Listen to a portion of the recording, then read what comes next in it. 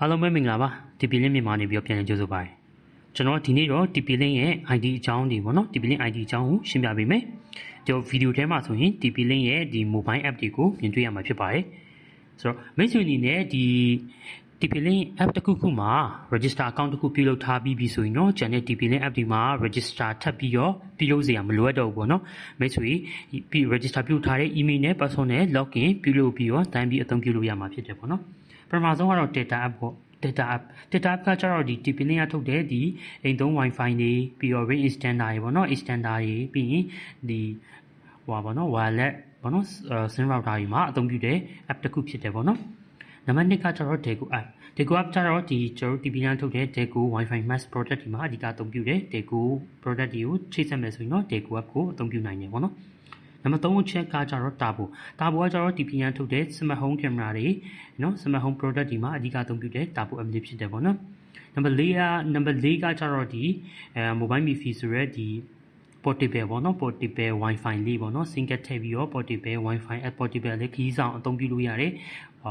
Wi-Fi လေးပေါ့နော်ဒီ Wi-Fi device လေးဖြစ်တယ်ပေါ့နော်အဲ့ဒါလေးဖြစ်တယ်အဲ့ဒါတော့ TP MiFi ဆိုပြီးတော့အသုံးပြုလို့ရတယ်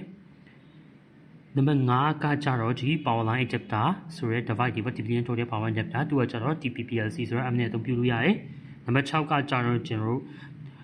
Omada ပေါ့နော် Omada app ကကျတော့ဒီအတိုင်းပဲ Omada networking device ဒီမှာအဓိကနော်အသုံးပြုတယ်နံပါတ်9ကကျတော့ဒီ surveillance CCTV အမျိုးအစားဖြစ်တဲ့ VG product တွေပေါ့နော်VG product တွေဆိုရင်တော့ကျွန်တော်တို့ VG APP နဲ့ကျွန်တော်တို့အသုံးပြုရမှာဖြစ်တယ်ပေါ့နော်ဆိုတော့ကျွန်တော်အနေနဲ့ Turbo Smart Home product နဲ့Turbo app နဲ့ပေါ့နော် register ပြုလုပ်နည်းကိုကျွန်တော်တင်ပေးထားမယ်မိတ်ဆွေအနေနဲ့ဒီလိုမျိုးအဆင်ပြေတဲ့ app တစ်ခုခုမှာ register လုပ်ပြီးသားဆိုရင်တော့ကျန်တဲ့ app တွေမှာတကူကထပ်ပြီးတော့ register လုပ်စရာမလိုဘဲနဲ့login ဝင်ပြီးတော့တန်းပြီးအသုံးပြုလို့ရမှာဖြစ်ပါတယ်ကျေးဇူးတင်ပါတယ်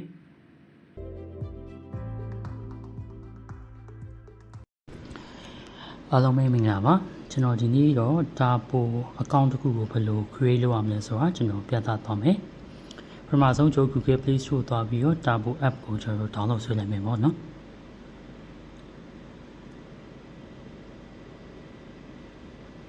ဒီမှာတော့ကျွန်တော်က install လုပ်ပြီးသားဖြစ်တဲ့ကြောင့် open ဆိုပြီးပွင့်နေတယ်ကျွန်တော်တစ်ခါတည်းပဲနော် open ကိုကျွန်တော်နှိပ်လိုက်မယ်ဒီမှာ account ရှိပြီးသားဆိုရင်တော့တစ်ခါတည်းကျွန်တော် login ဝင်ပြီးတော့အသုံးပြုလို့ရပြီးတော့ account မရှိသေးဘူးဆိုရင်တော့ဒီ create TP-Link ID ကိုနှိပ်ပြီးတော့ account ဖန်တီးမယ်ပေါ့နော်ဒီမှာဆိုရင် location ကကျွန်တော်မြန်မာရွေးမယ်ပြီးရင် TP-Link ID မှာကျွန်တော်တို့အသုံးပြုမယ်ကျွန်တော်ရဲ့ Gmail ပေါ့နော် Gmail တခုကျွန်တော်ထည့်လိုက်မယ်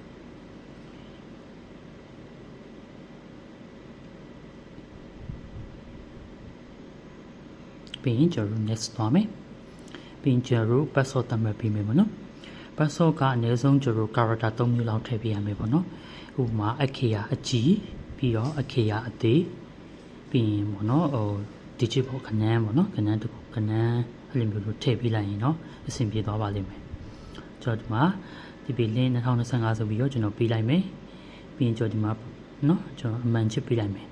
ပြီးရင်ကျွန်တော် email တွေကိုကျွန်တော်ဝင်ကြည့်မယ် email ထဲမှာကျွန်တော်ကုတ်ချပေးလိုက်မယ်ပေါ့နော်ဟုတ်ပြီကျွန်တော်ဒီမှာ TP-Link ကနေပြီးတော့ကုတ်ချပေးလိုက်တယ်